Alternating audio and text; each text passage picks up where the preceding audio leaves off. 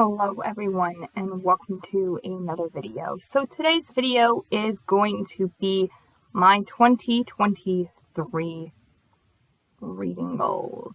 So grab a drink, grab a snack, and let's get started. We're going to be running through a total of 5 goals that I have for 2023. Not all of them, but these are the main 5 goals that I want to do this year in terms of my reading life goals.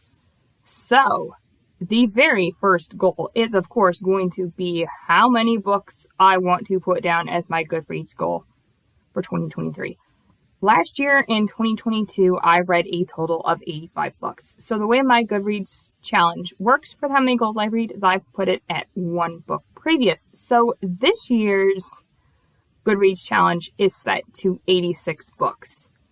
If I hit 86 books, of course, before the end of the year, like way before the month, like October and November, I will probably bump it to what I think would be manageable for me to cover for the rest of the year. But I probably won't change this goal. Like, we'll just read above 86. Last year, 85 was really good. Probably one of the best reading years I've had in a while. So 86, I think, is doable for 2023. That's a little bit over maybe 1.5 books per week. But I'm trying out some new reading things this year. So this number may be easily completed. Goal number 2 is, of course, my biggest probably gripe with reading is I want to, of course, complete more series. I have somewhat of a problem with starting book series and then never finishing them. So this is a goal that's going to probably be always on my reading goals, is to, of course, complete more series. So I have 5 series listed here that I would like to finish where I'm caught up to the last book, but still haven't, of course, read the last book. So I'm going to run through these books right now. I'm probably not going to give you guys a synopsis since these books are the last books. So let's run through, hopefully, the series that I want to complete in 2023. So the first series that I would like to complete is the Caraval series by Stephanie Garber. I have read Caraval and Legendary by Stephanie Garber, both like a couple years ago. I think in 2021 was when I read those 2 books. And as this time, I have not read Finale by Stephanie Garber. I actually really enjoyed Legendary. I gave Caraval 4 stars, and I gave Legendary 5 stars. Absolutely loved it. I think it's because it follows the second sister, which wasn't really featured in book 1. And it follows the second sister, which I really, really enjoyed and fell in love with as a character. And her storyline in general, I absolutely loved. So on 2023, I want to finish Caraval by Stephanie Garber and read Finale. The second series that I would like to finish in 2023 is, of course, the Frostheart series by Jamie Littler. I have read both Frostheart and Escape from Aurora, both in 2021, and I have not read yet Rise of the World Eater, which is the third one. This is a series that follows essentially Ash, who has this power to control leviathans with the sound of his voice. He lives in the tundra. His power as a song weaver, he's kind of feared because the town where he lives doesn't want the monsters to come. And so he's essentially banished, and he joins the Frostheart crew. And his big goal in life is to find out what happened to his parents. So he goes on an adventure story to essentially find out what happened to his parents and stuff like that. So yes, very excited to read the final Frostheart series, Rise of the World Eater, hopefully in 2023. I believe the page count is a little bit higher compared to the last 2, but it is middle grade, so this book probably won't take me very long to get through. The third series that I would like to finish in 2023 is actually a duology, and that is the Monsters of Verity duology by Victoria Schwab, or V.E. Schwab. I have read The Savage Song back in, I think in 2021, December of 2021. And I have yet to read Our Dark Duet by V.E. Schwab. This is, of course, the second book. By completing this, I completed duology, which is really cool. I ended up really liking The Savage Tongue when I read it. I really like the concept of it sort of being a sort of dystopian book, but it's sort of also magical and involving music, as I am a big music lover. So, yes, this is a duology that I would really like to finish in 2023. The second series that I would like to finish in 2023 is The Greatcoats Quartet by Sebastien de Castell, with the fourth book being Tyrant's Throne. I have loved Traitor's Blade, Night Shadow, and Saint's Blood by Sebastien de Castell. Most of those books I read Traitor's Blade in 2021, and then in 2022 I read both Night Shadow and Saint's Blood, and so in 2023 I hope to continue and finish out this quartet and read Tyrant's Throne. I love Sebastien de Castell's writing style, especially for his adult books. This world I think is so cool. He's coming out with another couple of book series set in this world as well, and I'm probably going to absolutely love those books as well. So yeah, I am looking forward to finishing Tyrant's Throne and The Greatcoats Quartet by Sebastien de Castell in 2023.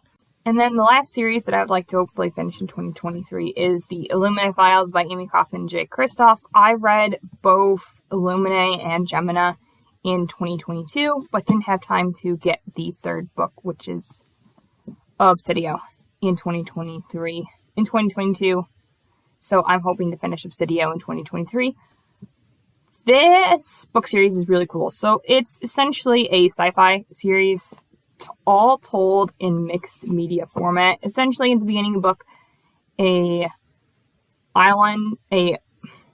planet is illegally mined on, and it gets sort of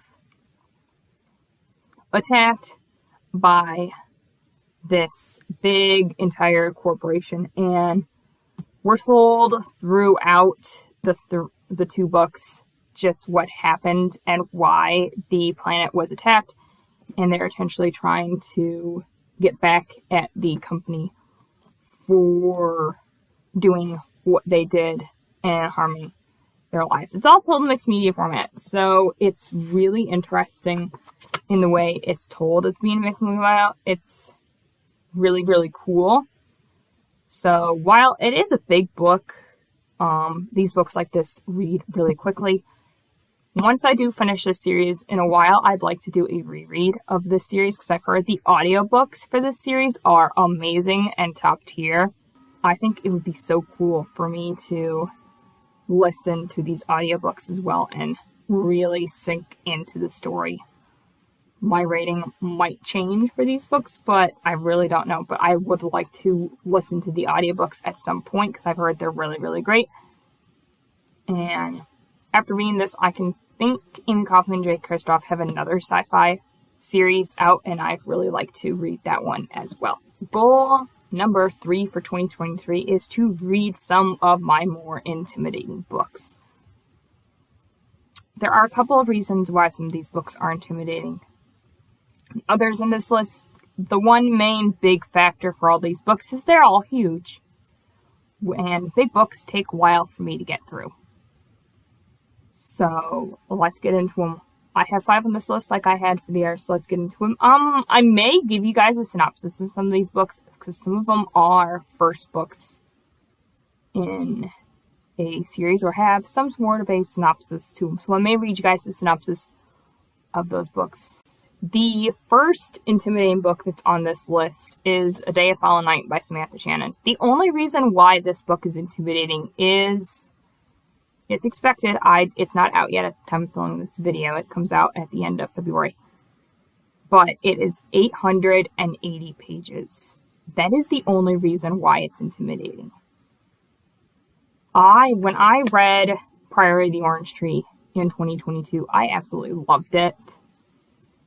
And I'm really, really excited to just learn more about the Priory of the Orange Tree world with A Day of Fallen Night. I'm pretty certain that this book is a prequel to Priory of the Orange Tree, and I'm pretty certain It covers the grief of ages, which is mentioned in Fire with the Orange Tree, the reason why we dive into all of the details. And with the Nameless One, I'm really excited to read this world. The other reason why this book is a little bit intimidating is because it took me a while to get into all of the names in the Priory of the Orange Tree. And I know it may take me a while to sink into A Day of Foul Night by Samantha Shannon as well.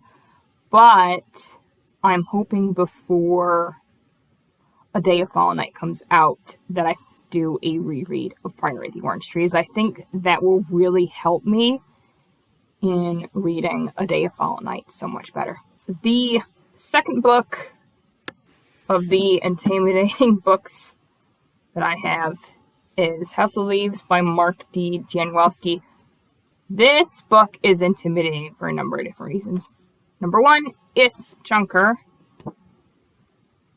and lists a whole bunch of pages. The other thing is the way this book is told.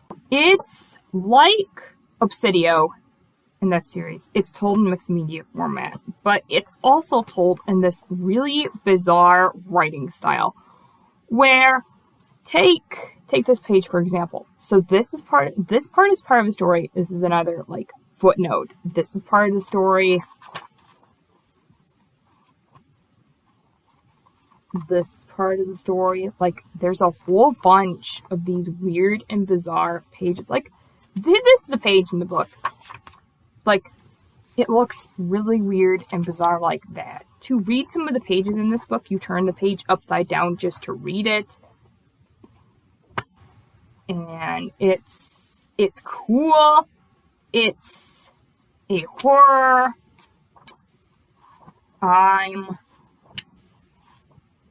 It's intimidating because I have no idea how you read this book. So before I actually read this book, I have to look up online how you read this book, because there are multiple different ways to read this. You can just read this story right here, this main one.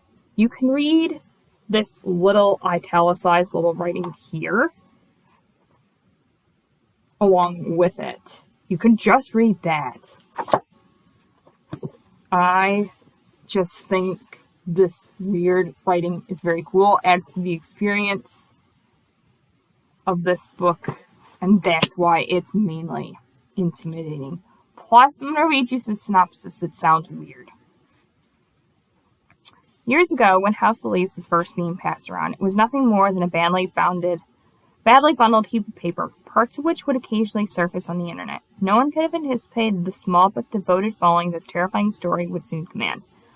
Starting with an odd assortment of marginalized youth, musicians, tattoo artists, programmers, strippers, environmentalists, and adrenaline junkies, the book eventually made its way into the hands of older generations, who not only found themselves in those strangely arranged pages, but also discovered a way back into the lives of their estranged children. Now, for the first time, this astonishing novel is made available in book form, complete with the original colored words, vertical footnotes, and newly added second and third appendices. The story remains unchanged, focusing on a young family that moves into a small home on Ash Tree Lane, where they discover something terribly wrong. Their house is bigger on the inside than it is on the outside. Of course, neither Pulitzer Prize-winning photojournalist Will Nevinson nor his companion Karen Green was prepared to face the consequences of that impossibility, until the day their two little children wandered off and their voices eerily began to return in our story of creature, darkness, of the ever-growing abyss behind the closed door, and that unholy growl which soon enough would tear through their walls and consume all of their dreams. Yeah, so when I mentioned the part of there being two different stories, someone else who got a hold of the original story and is reading it and adding in their own little bits of information about your life. But still, I have no idea how to read this book. So before I even go and read this book, I need to look up directions on how to read this book, which terrifies me, as I've never had to do that. For a book. The third book on this list that is intimidating is House of Earth and Blood by Sarah J. Maas, also known as Crescent City. The main reason why this book is intimidating is, of course, the page count. And like Priory of the Orange Tree, this book, for it being the first book in a series, is roughly,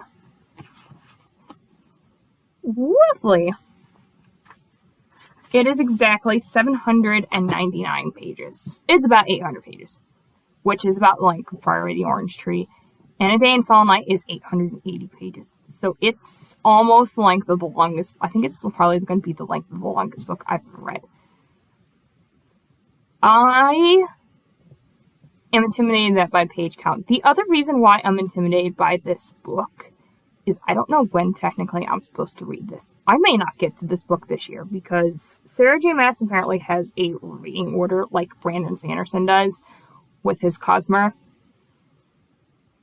And I believe her Crescent City series is going to be part of that reading order. I may have to read other books before I get to this one, which seems intimidating. So I guess the main reason why this book is intimidating is not only do I have to read a lot before I get to this book, but the size of it is very big. I think probably I'm going to actually really enjoy this book because it's an urban fantasy and I like urban fantasy books. Those are the reason why it's intimidating. This is actually a first in the series, so I'll read you guys the synopsis. Half fae, half human Bryce Quinlan loves her life. Every night is a party and Bryce is going to savor all the pleasures Luthanion, also known as Crescent City, has to offer. But then brutal murder shakes the very foundations of the city and Bryce's world comes crashing down. 2 years later, Bryce still haunts the city's most notorious nightclubs, seeking only oblivion now, trying to put the past behind her. When murder attacks again, an infamous fallen angel, Hunt Aquilar, is assigned to watch her every footstep. Bryce knows she can't forget any longer. As Bryce and Hunt fight to unravel the mystery, the threads they tug ripple through the underbelly of the city, across wearing continents, and down to the deepest level of hell, where things have been sleeping for millennia are beginning to stir. So, yeah, I think I'm absolutely probably going to really enjoy this Crescent City series by Sarah J. Maas. But that size kind of intimidates me. That's probably the only reason why. And the fact that I may have to read other books before I actually read House of Earth and Blood. The other book that's intimidating is probably more intimidating due to the subject matter. And that is Uzumaki by Junji Ito. This, well, yes.